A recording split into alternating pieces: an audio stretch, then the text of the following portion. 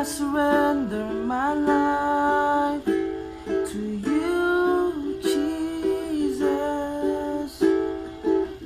There is none like your name, none like you, Lord. I will stand and confess and declare all my days, great is your name. Great are you, Lord, my King.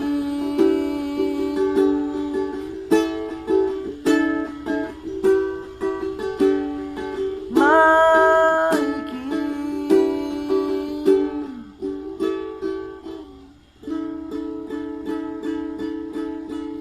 Hello po sa ating lahat. Ako po si Dave at nandito po ako para sa isang video vlog at na para magturo ng mga pamamaraan sa pagsusulat ng kanta na pwede nating magamit sa ating mga kani-kaniyang mga church. Kasi pagka kumakanta tayo sa church natin, paulit-ulit na lang yung ating mga kinakanta. Okay naman yung mga kinakanta natin. Salamat, kay buti ng Diyos, palakpak ang kamay. Diba, maganda naman siya. At ating ikaw ay sarap naman kantahin.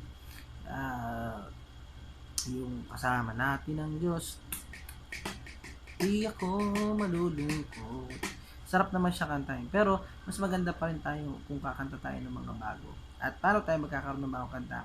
Siyempre, gagawa tayo ng mga bagong kanta. I'll be teaching lyric writing. Lyrics kasi unang-una, hindi ako magaling kumanta, hindi rin ako magaling tumugtog. So, ang maituturo ko lang sa inyo ay kung paano ba tayo gagawa ng lyrics na possible na maging kanta. Okay? Ang lyrics ay mga series lang ng ng mga phrase para siyang poem na wala namang tunog. Okay? So, yun yung lyrics na hindi natin siya matatawag na kanta hanggat wala siyang tono, hanggat walang kampanya ng music. So, hindi natin siya matatawag na kanta. Okay? So, I'll be teaching yung lyric writing nga natin at ini-encourage ko, tinatawagan ko yung ilan sa mga aspiring songwriter natin sa ating mga churches at aspiring songwriter out there na mga romantic songwriter na puro love song ang gustong isulat. Anyway, masarap naman talagang magsulat ng mga love song. Lalo na kapag in love ka. So, let us spread love through our songs. Okay? So, para malaman ko kung ilan yung magiging estudyante ko dito sa aking online vlog, ay makicomment yung inyong mga pangalan doon sa comment box dito sa Facebook pag-upload ko. Okay? So, at least malaman ko man lang na na merong sumusunod. At least karon ng bunga man lang itong aking ginagawa. Okay? So, sana makasunod kayo dun sa mga lessons saka mga activities natin na gagawin natin. It would be fun. Sana ma-enjoy natin itong na to. At eventually, ang aking pangarap ay may mga estudyante na matuto at makapagsulat ng mga kanta nila. Maybe, mas magaling pa kayo sa akin magsulat o tumugto.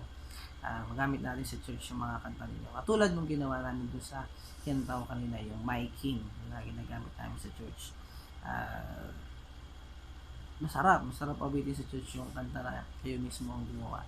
So, I encourage everyone na yung mga musicians lalo sa mga churches, mga kaibigan ninyo na magsusulat ng kanta ay sumunod dito sa video vlog na gagawin ko. Okay? So, yun lamang at maraming salamat. God bless.